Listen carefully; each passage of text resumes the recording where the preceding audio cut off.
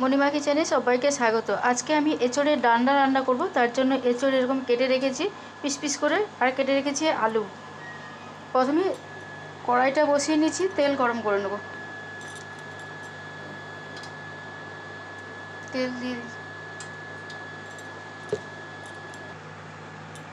এঁচোড়গুলোকে আমি ভেজে নেব।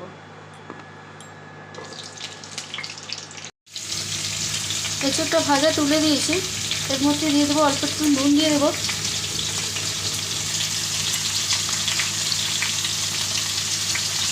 আর একটু হলুদ দিয়ে দেবো, দিয়ে ভেজে নেবো ভালো করে। এঁচোড়টা লাল লাল করে ভাজা হয়ে গেছে, এবার আমি উঠিয়ে নেব। একই তেলে আলুটাকেও ভেজে নেব।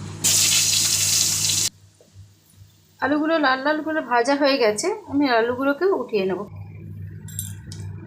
মশলাটা কষিয়ে নেব। ফোড়নে দিয়ে দিয়েছি গোটা গরম মশলা, শুকনো লঙ্কা, জিরে আর একটু তেজপাতা।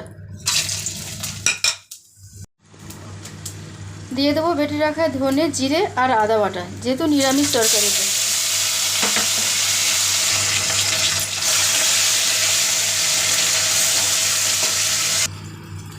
মশলা দিয়ে দেবো হলুদ,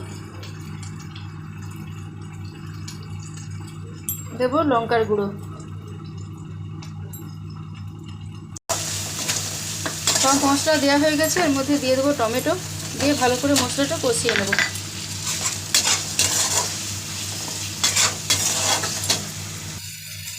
দিয়ে দেবো ভেজে রাখা গাছপাটা মানে এঁচোড় আর আলু ভাজা। স্বাদ মতো নুন দিয়ে দেবো, ভাজার সময় দিয়েছিলাম আর অল্প একটু দিয়ে দেবো, দিয়ে ভালো করে কষিয়ে নেব।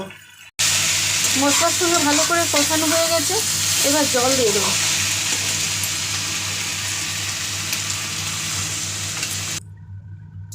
নিরামিষ তরকারি একটু মিষ্টি মিষ্টি হবে, তাই জন্য স্বাদ মতো চিনি দিয়ে দিলাম, দিয়ে একটা ঢেকে দেবো।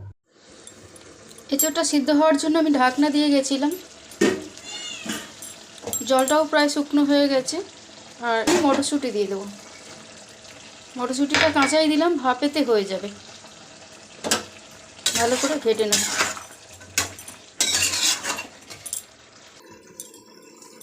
মটরশুঁটিটা দিয়ে আমি একটুখানি ঢেকে দিয়েছিলাম, ঢাকনাটা খুলে দেবো।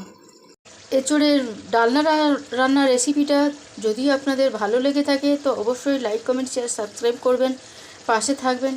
ধন্যবাদ।